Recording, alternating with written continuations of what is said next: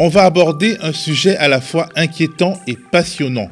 L'autre arme de l'empire Bolloré pour manipuler les médias. Certes, l'industriel breton contrôle directement un nombre de plus en plus grand de publications, mais il a une autre arme, Havas, un des géants mondiaux de la communication. Havas, dont le modèle économique est très clairement d'imposer aux médias l'agenda de ses clients, c'est-à-dire de grandes institutions et de grandes entreprises. Il se trouve que notre confrère Loris Guémard du site spécialisé Arrêt sur Image est parvenu à se procurer des documents confidentiels qui mettent à nu certaines des méthodes de Havas Bolloré. Avant de parler avec lui, regardons d'abord un petit extrait. Personnellement, j'ai aucun réseau social, donc je pense pas qu'on puisse avoir des données qu'on puisse utiliser contre moi. Ça, c'est pas vrai. Ah ouais. Ça, c'est pas vrai parce que si des gens que tu connais, eux, disent des trucs qui te concernent sur différents sites, alors par recoupement, on peut peut-être savoir des choses sur toi. Quand tu vas sur un site, je sais pas, de foot, on sait que cette adresse IP là, ce profil là, il aime bien le foot. Moi, ce que je ressens en tant qu'utilisatrice, j'ai un téléphone, je suis super connectée, je peux pas vivre sans partager mes données. En fait, de ce que je connais du big data, c'est un truc énorme qui nous dépasse.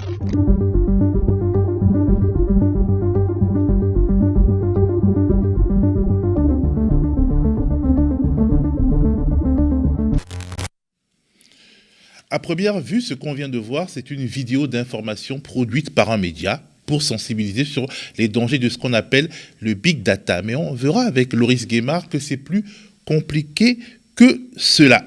Bonjour Loris. Bonjour Théophile.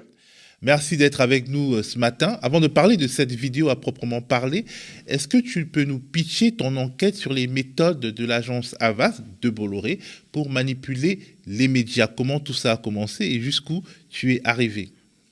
Oui, alors sans trop en dire évidemment, protection des sources oblige.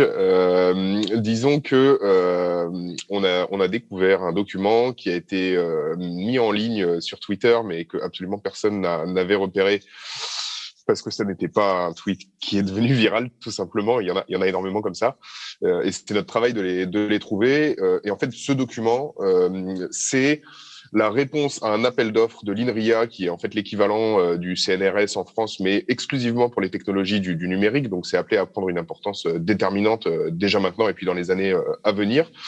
Et en fait, ce document qui était donc présenté pour emporter un marché public de communication d'influence, puisque ça s'appelle comme ça, c'est-à-dire du lobbying, en gros, à la fois auprès du grand public, des responsables politiques et des grands médias et des prescripteurs d'opinion, comme les appelle Havas, afin donc de séduire l'INRIA. Et donc sur 150 pages, ils expliquent ce qu'ils comptent faire ou ce qu'ils peuvent faire pour que, alors on parle pas forcément des chercheurs ici, on parle bien de l'INRIA en tant qu'institution, pour la mettre en valeur, pour que celle-ci soit présente dans l'esprit des politiques au quotidien, ce qui, on suppose, peut permettre de décrocher, par exemple, des budgets de recherche. Et en fait, ce document est similaire à ceux que présente Havas ou beaucoup d'autres agences de communication. Il se trouve qu'Havas est le leader français et un des leaders mondiaux, donc c'est plutôt le modèle. C'est ça qui nous intéressait notamment dans cette chose-là. C'est que là, on a vraiment le modèle de ce qu'une agence de communication de très haut niveau peut proposer à ses clients pour parvenir à ce que son message soit relayé par les médias. Est-ce que vous avez quelques exemples justement des produits ou alors des tactiques de subversion finalement du vrai rôle des médias qui sont mises en avant par Havas pour séduire INRIA dans cet appel d'offres, et des techniques qui en réalité viennent comme pour contrer l'éthique professionnelle journalistique? Alors, on constate d'un côté qu'il y a ce que nous, on a appelé avec notre propre méchanceté habituelle, les gentils médias, c'est-à-dire les médias qui sont cités, logo à l'appui par Havas, comme pouvant faire l'objet d'opérations de communication et surtout de relais de ces opérations de communication. Alors, il y a ceux qu'il va falloir convaincre de le faire gratuitement, en fait, c'est-à-dire, en général, on y trouve les très grands médias et la presse quotidienne régionale. On peut avoir, l'INRIA, Havas envisage pour l'INRIA la publication d'une tribune très flatteuse dans Le Monde, souhaiterait faire un grand sondage qui permette d'obtenir un dossier, une dans Le Point. Ça peut être aussi un article en exclusivité dans Le Parisien. On constate également une très forte croissance de ce qui était autrefois appelé publi-reportage et que maintenant on appelle partenariat ou publicité native, qui passe par tous les nouveaux médias que sont par exemple Brut, Combini ou Vice, où là l'objectif ça va être clairement de payer pour faire passer des vrais faux articles, des vraies fausses vidéos qui en fait sont plus ou moins masquées par ces médias-là, puisque en fait ils vendent leur crédibilité à ces annonceurs afin de redorer ou de dorer plutôt l'image de l'INRIA. Et puis sur ces 150 pages, il y a quand même 2 pages qui sont consacrées aux méchants médias. Parce qu'il y a des méchants médias aussi. C'est-à-dire ceux d'Havas, Bolloré. Voilà, on les qualifie comme ça parce qu'en fait c'est très significatif dans le document. Il y a 50 pages d'opérations avec tout un tas de médias. Puis il y a d'autres qui n'y figurent jamais. Et ceux-là, on les retrouve à la fin. On les retrouve sous l'intitulé de communication de crise. C'est-à-dire qu'il est considéré, je vais les nommer, hein, il y a Mediapart, il y a Cache Investigation, il y a le Canard enchaîné, il y a la lettre confidentielle, la lettre A, qui est très lu parmi les pouvoirs et qui est très cher, mais qui sort beaucoup d'infos. Et alors pour cela, il va falloir une communication de crise, c'est-à-dire qu'il n'est pas du tout envisagé de répondre sincèrement et de se dire que effectivement peut-être qu'il pointe des problèmes réels sur lesquels il faut agir. Non, le but ça va être de répondre sur le plan de la communication avec une coordination interne, externe, une mobilisation de gens qui pourraient contrer les enquêtes de ces médias-là. Et donc il apparaît de manière très transparente ce que sont les médias pour Havas et pour beaucoup, pas tous évidemment, mais pour beaucoup d'entreprises de communication. C'est-à-dire que voilà, on espère un relais de beaucoup de médias, et puis il y en a d'autres qu'on se contente de craindre, on va dire.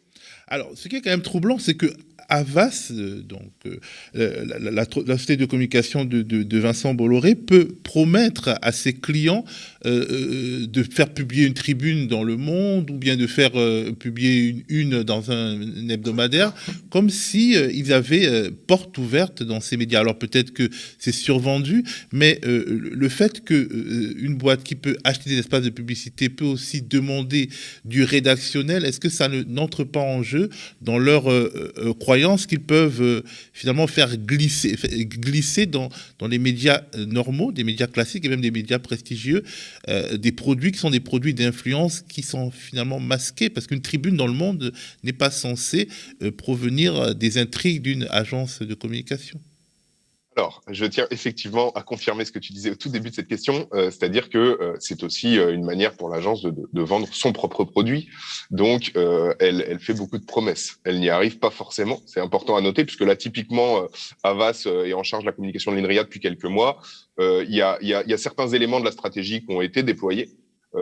Mais dans l'ensemble, pour l'instant, les médias dont Havas espérait des choses ne l'ont pas fait. Donc c'est quand même à noter. Mais effectivement, les mécaniques internes des rédactions, des grands médias, je pense notamment, tu l'as dit, la mécanique des tribunes libres, qui est très importante, effectivement, permet d'envisager ce genre d'opération de communication, ce qui, par exemple, n'est pas du tout le cas avec le Canard enchaîné. Voilà, Havas n'envisage pas que on puisse faire passer un papier de com dans le Canard.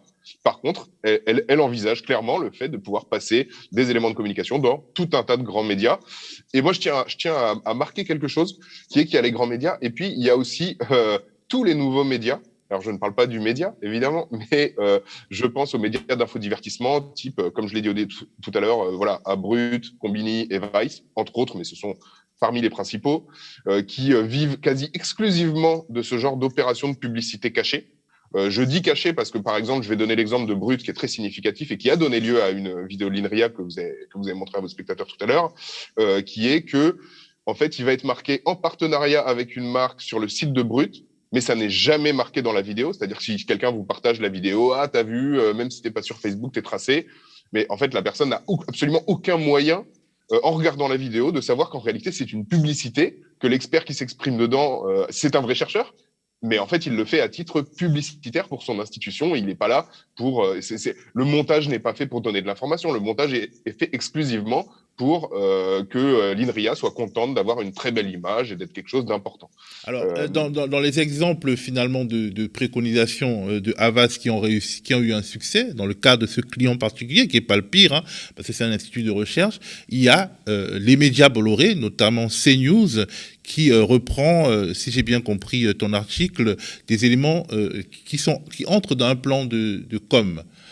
Oui, alors c'est la grande stratégie qu'on retrouve concrètement par rapport au document. On n'y retrouve pas les éléments directement, mais on y retrouve la stratégie. Là, en l'occurrence, la stratégie, c'était de faire un sondage un petit peu bidon sur les Français et le numérique. Parce qu'évidemment, les Français vont dire c'est important le numérique. Et du coup, l'INRIA, elle va dire, ah, regardez, les Français, ils disent que c'est important le numérique. Vous comprendrez bien que c'est un enjeu, effectivement, qui nécessitait de dépenser des milliers d'euros pour qu'on le sache, en 2021, 2022 même.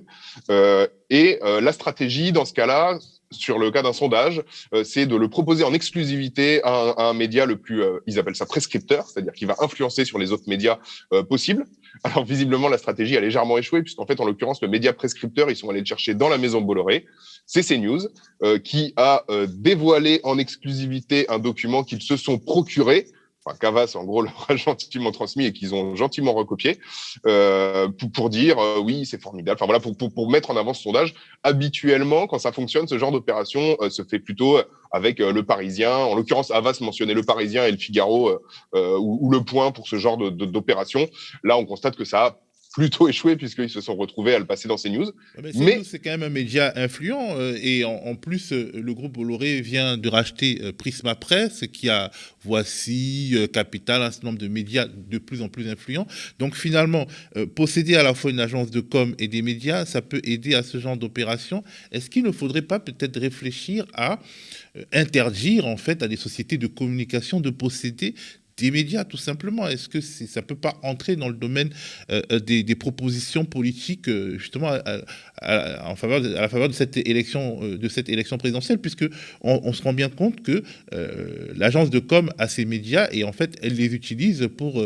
Finalement, elle est payée deux fois. Elle est payée par la publicité classique qu'elle permet, qu'elle attire chez ces médias, aussi par les opérations de ce type. Est-ce qu'il n'y a pas quelque chose de profondément malsain à ce que ce type d'agence, en tout cas les propriétaires de ce type d'agence, contrôlent des médias? Alors, il y a quelque chose de profondément malsain, effectivement. Maintenant, sur un plan législatif, je pense que c'est extrêmement compliqué, puisque en fait, on parle de filiales différentes d'un même groupe, c'est-à-dire que il faut remonter un certain nombre de niveaux capitalistiques pour arriver au même propriétaire. Donc, en termes législatifs, je laisse ça aux députés et aux sénateurs, mais il y a un grave problème, hein, il n'y a aucun doute là-dessus, en particulier à cause de Vincent Bolloré, puisqu'en fait, Vincent Bolloré pousse un système et ses failles existantes à son paroxysme.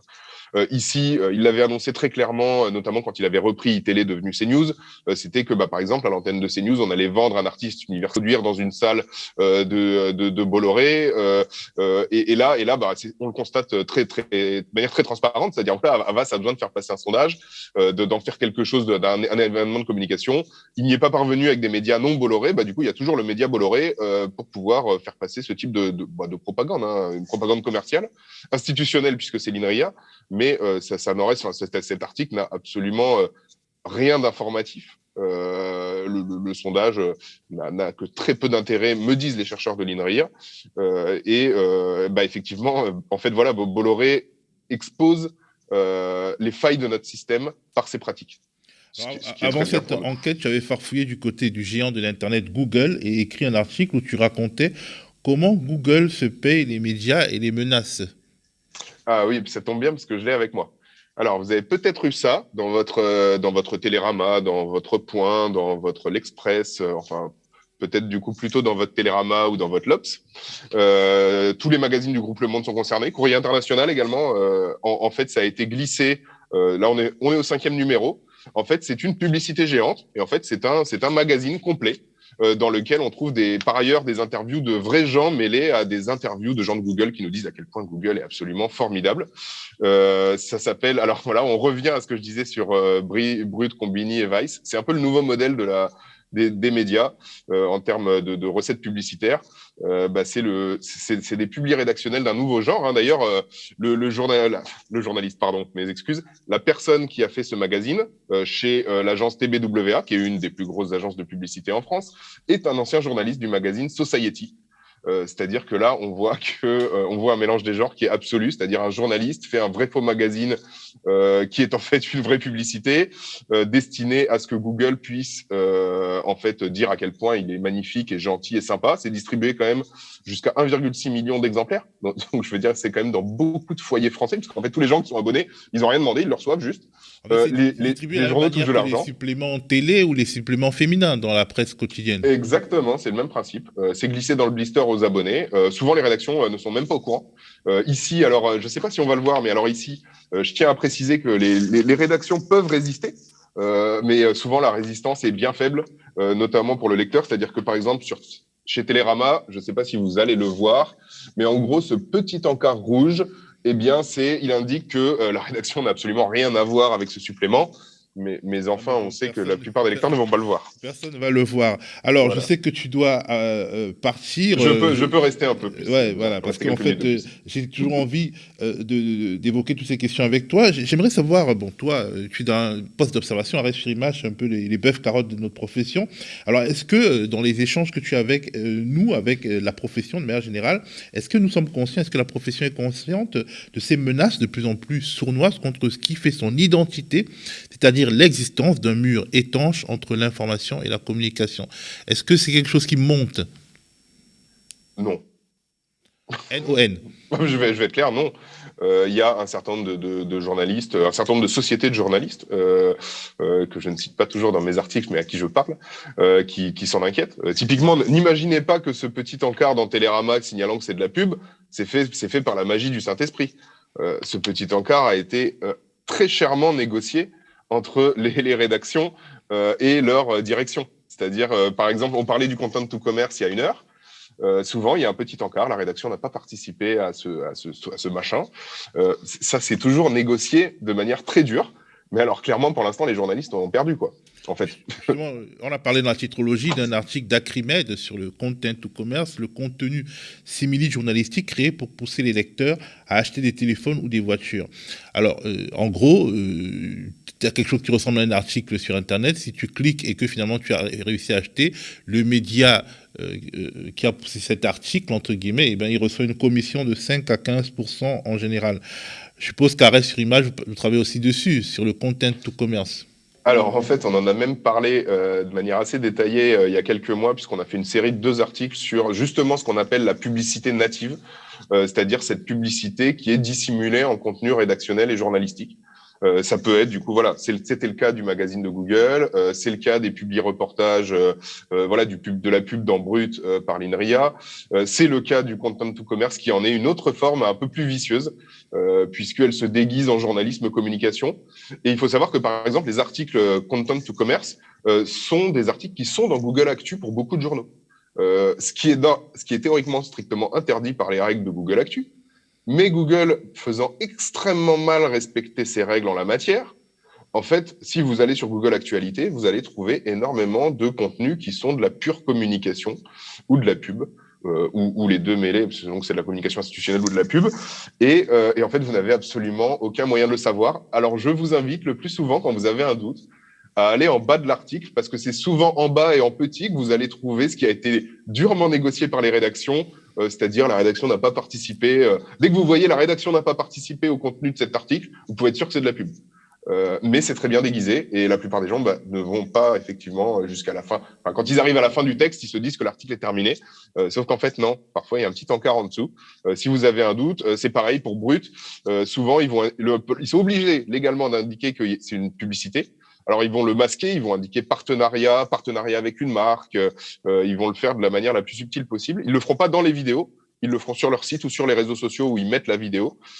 Mais voilà, il faut être très attentif. En fait, on sait aujourd'hui, et c'est vrai, ça c'est vraiment un apport de la recherche des chercheurs, notamment aux États-Unis et au Canada, puisqu'ils ont beaucoup d'avance en la matière là-dessus, sur l'étude de ce type de phénomène. En fait, on sait qu'une très grande majorité de lecteurs sont trompés et que quand les lecteurs le découvrent, ça a un impact extrêmement fort sur la confiance envers les médias qui s'y prêtent. Et moi, je regrette à titre personnel que... Alors, je trouve très bien qu'on fasse plein de bruit sur voilà, les questions de complotisme, de fake news, de machin. Mais en fait, si à côté, on passe de la pub cachée en permanence pour tromper ses lecteurs, j'ai un peu tendance à me dire qu'il faudrait peut-être d'abord se regarder nous-mêmes en tant que médias avant d'aller critiquer des posts Facebook. Voilà. Alors, dernière question, est-ce que finalement le rachat par Bolloré de Prisma Presse, qui a beaucoup de ce qu'on appelle des consumer magazines ou alors des magazines féminins, des magazines spécialisés, est-ce que ça va pas renforcer ce phénomène de publicité cachée, cette ligne qui consiste finalement à accompagner des actions de communication avec les médias plus qu'à les décrypter via les médias? Oui, alors Vincent Bolloré n'est pas d'une immense subtilité, donc je dirais que oui, mais que c'est pas le principal danger du rachat de Prisma Presse. Pour l'instant, il y a déjà 2 effets très perceptibles que je peux citer, qui sont des faits. Il y en a un qui est que le magazine Néon n'existe plus et est passé en version numérique seulement. Le magazine Néon traitait d'enjeux sociétaux, il était plutôt à gauche. Voilà, il n'existe plus. Alors, ça n'est pas forcément directement attribuable à un coup de téléphone de Vincent Bolloré, sinon on en aurait fait un article. Mais en tout cas, ça donne un indice de où va Prisma. Et l'autre indice, c'est le magazine Capital, qui pour l'instant existe encore, qui travaille encore. Par contre, si vous le regardez attentivement, vous observerez que depuis que Vincent Bolloré est propriétaire de Prisma, il n'y a plus d'articles négatifs sur Vincent Bolloré. Ce qui est bien pratique parce que Capital était un des, voire le dernier magazine d'enquête économique de ce pays et que il traitait très régulièrement de Vincent Bolloré et de tous ses amis du CAC 40. En l'occurrence, pour l'instant, on va dire, le sentiment à la lecture de Capital, c'est que la rédaction fait extrêmement attention à ne plus parler de Vincent Bolloré. En tout cas, merci Loris. Je rappelle, d'ailleurs tu peux le rappeler, hein, les articles que tu as consacrés, le titre de l'article que tu as consacré à Havas, c'est... Alors c'est dit Havas, dessine-moi un plan com à 191 000 €. Oui, ça coûte un peu d'argent public quand même. Et puis je voudrais également dire qu'il ne faut pas hésiter à aller voir notre site. Arrêt sur image, c'est 2 articles gratuits de contenu, c'est-à-dire articles ou vidéos gratuits chaque semaine, votés par les abonnés. Donc, vous pouvez lire des choses même si vous n'êtes pas abonné et que abonné quand même. Et on vous permet de nous découvrir pour 1 €. Donc voilà, pour découvrir un journal, le prix d'un café. On ne parle pas à Paris, mais hors de Paris, le prix d'un café, ou alors vraiment au comptoir. À Paris, c'est le prix du sucre sur le café, dans le voilà. café. Et voilà, n'hésitez pas à aller voir. En tout cas, on traite des médias et de leurs coulisses. Alors, je rappelle à mon tour que, comme le média Arrêt sur image ne vit que du soutien de son public, de ses abonnés, pour lire toutes les enquêtes de Loris et de toute l'équipe, et pour soutenir le travail d'Arrêt sur image, vous pouvez vous abonner. C'est 1 € pour essayer, et c'est 4 € par mois à la fin. C'est pas très cher, et ceci n'est pas de la publicité, mais de la confraternité. Sur ces mots, je vous dis au revoir. Nous sommes arrivés au terme de la contre-matinale d'aujourd'hui. Si vous avez aimé, mettez des petits pouces bleus, partagez dans vos réseaux, et si vous le pouvez, faites-nous un don unique ou mensualisé, ou abonnez-vous et devenez sociétaire de notre coopérative d'intérêt collectif. Bonne journée à vous.